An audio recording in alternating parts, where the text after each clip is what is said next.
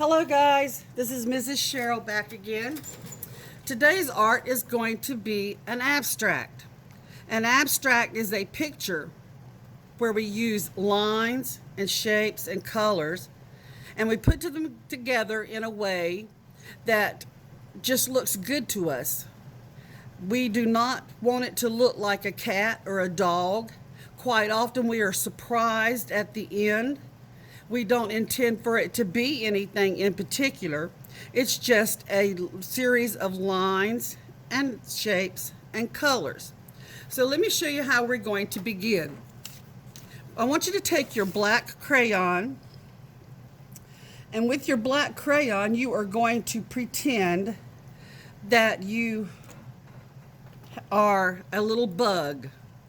A little bug that's on the ground. You might have seen a little bug crawling on the ground in the sand, and he leaves a little trail behind him. Well, this little bug is going to crawl all over this paper. He's left his home and he is taking a little trip, and then when he gets tired, he's going to go back home. As he's taken his trip and he's taken his little walk, he's going to cross his path several times. And it's important that he crosses over his path. You need to cross over the lines that you've already created. This is what forms the shapes. So let's see as I do mine, see if you better understand it. I'm starting my little bug's trip right here. And he's going to go around, and he went into a circle this time, and he's going to cross over his path. See, he crossed over his path twice. And then we're going to go around, and he's going to go up this way, and he's just not going anywhere in particular. He's just taking a little trip, but he's all the time crossing over the lines that he has already made. Not in any particular order, not in any particular direction. Whoops, I just broke my crayon. Does that ever happen to you? That's because sometimes I bear down too hard, but I don't have a problem with using crayons that are broken. Now he's ready to go home because he's filled up all this page. He's been all over this whole page, and he's tired and he's ready to go home. So he's just going to go up here to where, crossing over all these lines, up here to where he started, and he's back home again. Okay, now you see that we closed it up. Everything is closed. There's no lines sticking out with no end. Now we have formed all of these shapes. Look at all of them. And what we're going to do, right now it doesn't look like much of anything. Every once in a while, sometimes you can recognize something. But right now it just looks like a design, doesn't it? When I'm talking about it looking like something, I'll explain that in just a minute. I'm going to go ahead and take my first color. I want you to color in each one of these shapes. And I don't want you to go outside of the line. I want you to stay inside of the line and don't cross over. Now, if you want to use pink way over here, you could, while you've got the pink in your hand, you could do that. I don't want you to color a pink next to a pink, okay? I want you to skip around. Like, for example, I would not color this one pink because I already used pink right here. So I'm going to switch colors, and I will use a green right here. And so you're going to enjoy coloring all of these beautiful shapes with beautiful colors. Your choice. You're the artist. You're the creator.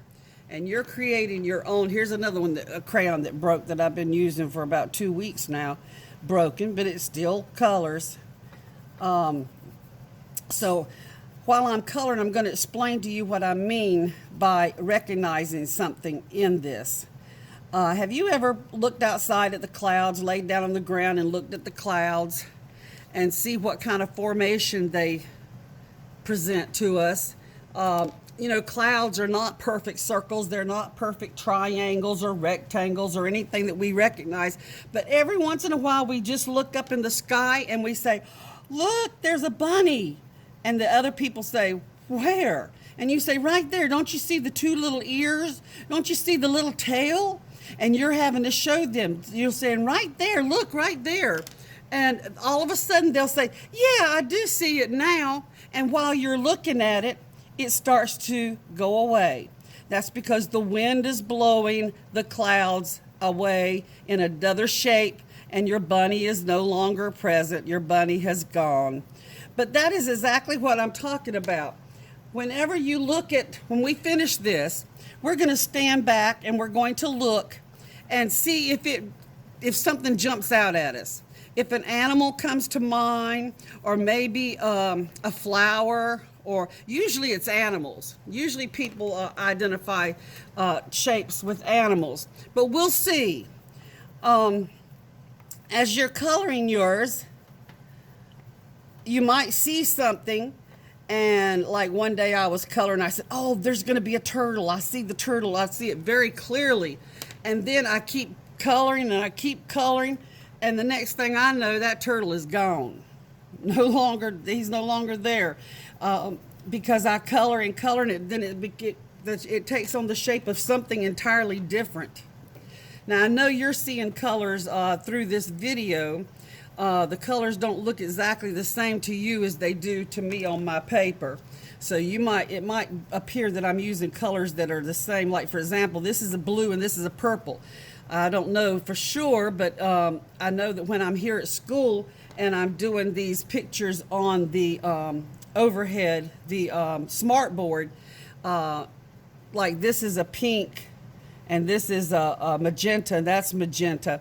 But sometimes they all look the same color, but trust me, I'm not putting them too close together. I'm trying to spread the colors out where they don't come, they're not too close to each other. Have you noticed that? There's a green right there, so I'm going to put this green way over here. I don't want it too close to the green that I've already done. Okay, now you're going to keep on. Now right here, see, I can't color anything right here. This is empty. That's an empty space right there. That is actually the background. And whenever we draw a picture, we have a subject. So you see that what I'm coloring, the main idea here, what we call the main idea or the subject, is this, what is right in front of our face, right in the middle, what jumps out at us first. That is the subject. So this would be the subject, and then anything behind the subject would be the background. So you can leave your background white if you want, or you might want to take one color, just one color, and color the background. The background is not important. It just encompasses the subject or the main idea or the main object in our picture. Okay, I'm going to reach down here in my bag and show you some that I did before, because it's going to take me so long to finish coloring mine in. And I'm going to show you one that I did earlier, and all of a sudden a parrot jumped out at me. Can you see it?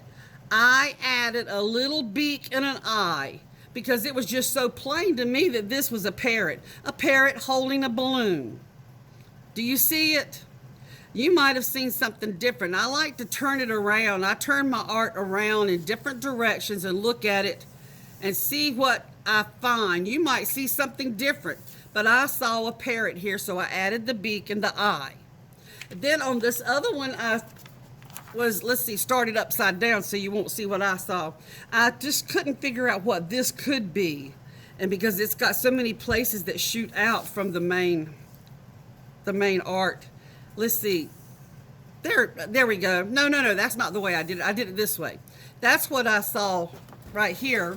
I saw some kind of a animal, and I'm not sure what it was, but this looked like maybe a head, and this looked like this could be antennas or something, you know, bugs, and you know, they have weird shapes. So I just put little antennas on this, and I put two eyes right there. I put some toenails on this little projection, and then this other one I put toenails right here, and I'm going to say this is a tail. And I could name it some kind of strange animal or some kind of strange bug. But that's what I made out of that one. So you can make anything that you want, but you see, I didn't intend for it to be anything in particular. And that's what abstract is. It's not something that we can absolutely identify. However, sometimes we do recognize something in the shapes and the design that we create. So what I want you to do today is I want you to start with your black crayon. And again, I want you to start with your little bug. I think I started right here with this bug. And I want you to go around your paper, go all over your paper and cross over lines. Remember, he's crossing over the paths where he's already walked.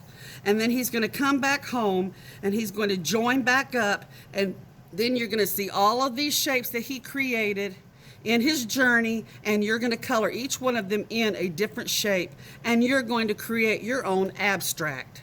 You wouldn't believe how much money famous artists get for paintings or pictures just like this, even up to millions of dollars. So you are the artist today. You are the creator. I want you to create a wonderful abstract. Don't forget to take the picture for me and email it to me. On my former projects, my last week's project, I didn't get very many. I don't want you to forget that we have to grade you. This time you're getting grades, unlike at the end of the year. The beginning of this year, we made it clear to you that you are going to be responsible for your grades. You're going to have to do the work in order to get credit for it. So don't forget to send it to me so I can give you a good grade. You know, I don't grade on talent. I grade on effort and following instructions. And so this is a very easy project. This is an easy A, so be sure to take your picture and turn them in to me. My address again is GlendaSherrill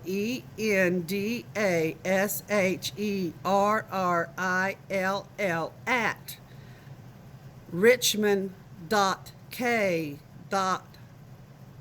k1.nc.us. That's a long one, isn't it? But I'll write it down so that you'll be able to see it.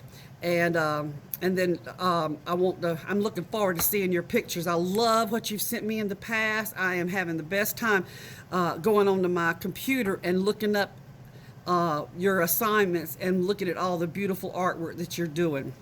I hope you enjoy this one, and I know you'll do an awesome job. Okay, until next time, bye-bye. Stay safe.